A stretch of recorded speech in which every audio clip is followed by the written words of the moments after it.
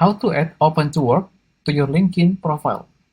So the first thing you have to do is go to your LinkedIn profile page on your top left, then tap on your profile image and choose this Open to tab and tap on Finding a New Job. Right here, you want to insert your details, but the basic you have to choose is Add Title.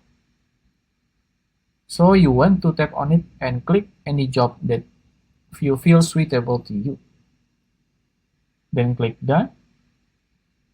Then scroll down and choose the visibility to all LinkedIn members, so everyone can see that you open to a new job opportunity.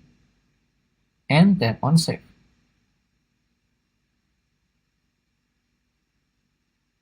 And there you go. If you find this video useful, please consider like and subscribe.